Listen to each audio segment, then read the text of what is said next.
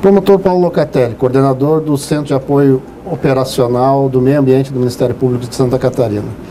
Promotor, a partir de que momento histórico o Ministério Público passou a ser um defensor da água? Esse momento histórico foi com a Lei de Política Nacional do Meio Ambiente, ela é de 81, e ela criou lá a responsabilidade do chamado poluidor-pagador. Não existia ainda a Lei da Ação Civil Pública, que só foi entrar em vigor em 1985, a Lei 7347, mas já em 81 dava poderes ao Ministério Público, que não era muito atuante ainda como agente, né, como na área civil, era mais focado na área penal, mas ele podia proteger e já processar o poluidor, chamando do poluidor-pagador. Esse foi o grande marco para o Ministério Público. E depois, claro, veio a Lei da Ação Civil Pública, estendendo a todos os interesses difusos de coletivos. Mas o meio ambiente e a água, como patrimônio natural, já era protegida desde 81. É bem verdade que lá na primeira metade do século passado, já existia o Código de Águas, o Código de Pesca. Mas esses códigos, eles eram focados na prática, de como que o homem poderia utilizar a pesca, poderia utilizar a água. As legislações mais recentes, como a 9433 de 97, que começaram a mudar esse pensamento e focar na proteção e prevenção e na outorga do uso e não só nessa utilização sem controle. Antes a água era tratada localmente, a utilização dela e a preservação.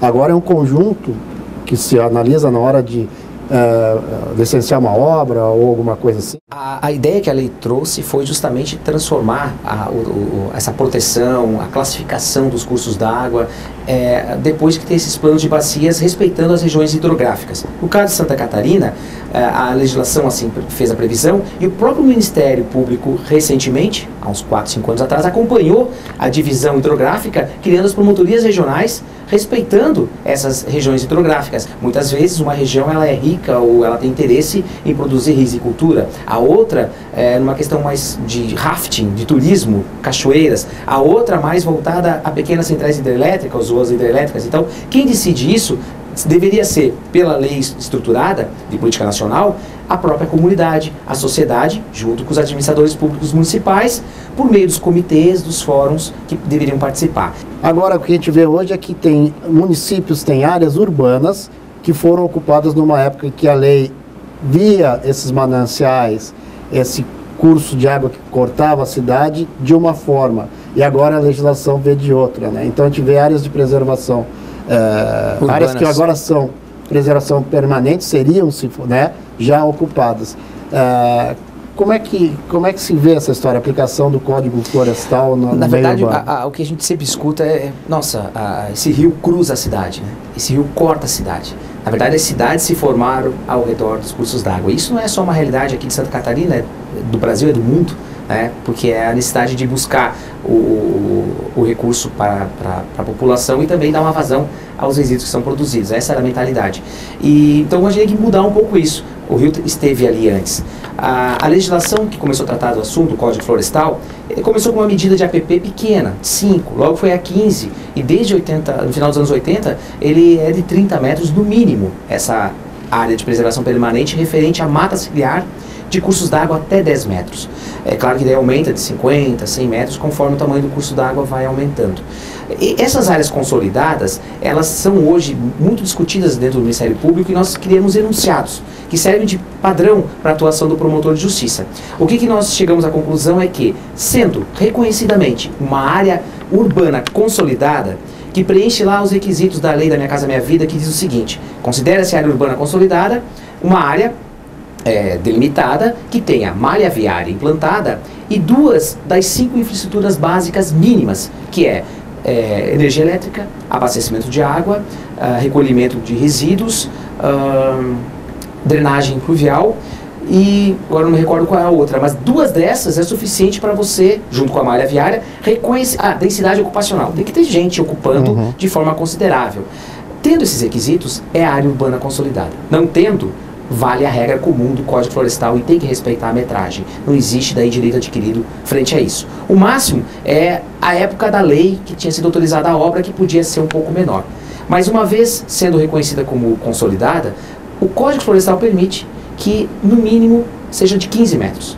Então, o mínimo passa a ser 15, mas ele faz uma ressalva muito interessante, que por mais que seja área urbana consolidada, esse estudo, esse diagnóstico, ele tem que apontar as áreas de risco, e identificar, ele mesmo chama de as áreas de relevante interesse ambiental. Ou seja, se eu tenho um risco de inundação, de deslizamento, pode ser que não seja só 15, precisa de mais.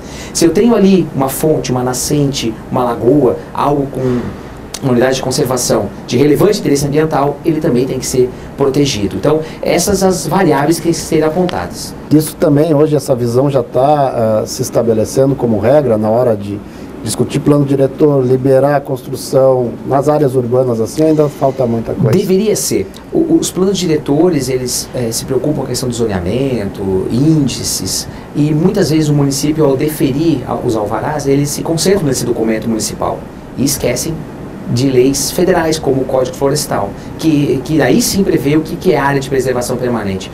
Na verdade, quando a gente fala de área de preservação permanente, a gente tem um viés só ambiental, né? Nós pensamos em proteger aquela mata ciliar. Na verdade, o nome deveria ser área de perigo permanente. Essa é a ideia da lei.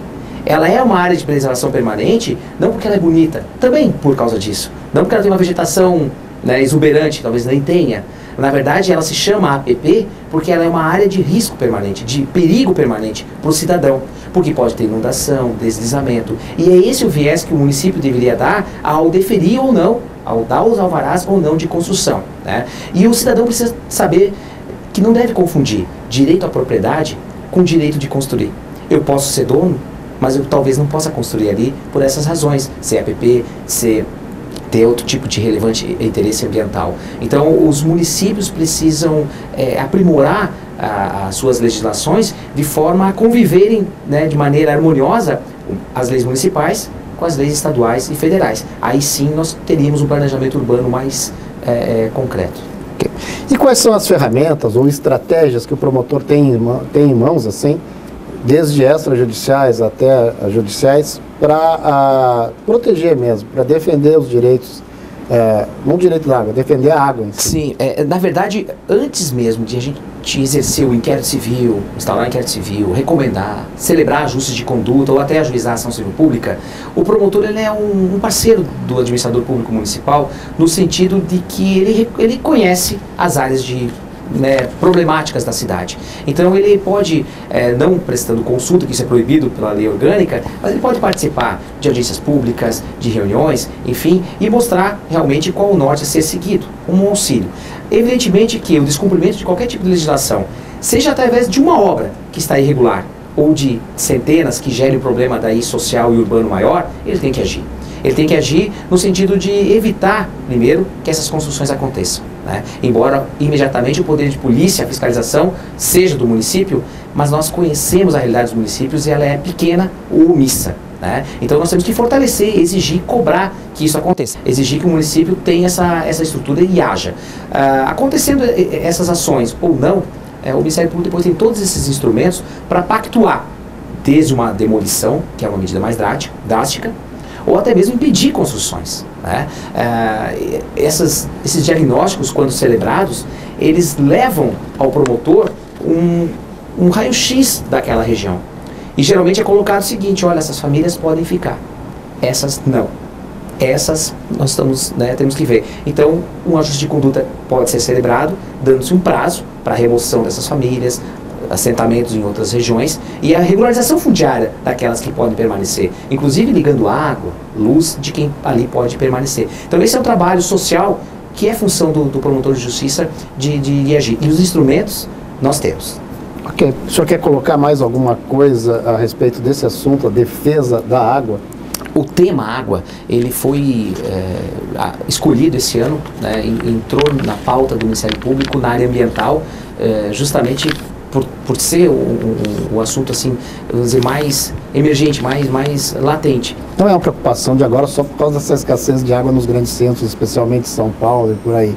Isso já vinha sendo estudado há algum tempo, agora ficou mais emergente? Assim. Não só a escassez da água, mas também nós convivemos agora com o problema de balneabilidade, com o problema de lançamento de efluentes não tratados, de empresas, ou transbordos, né, das estações da Casan, enfim, o problema sempre existiu.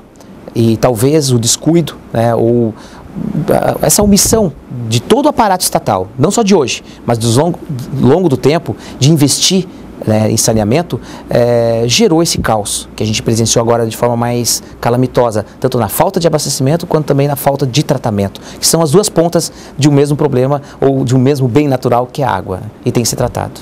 Obrigado por sua participação. Tá às ordens. Tá bom. Até a próxima.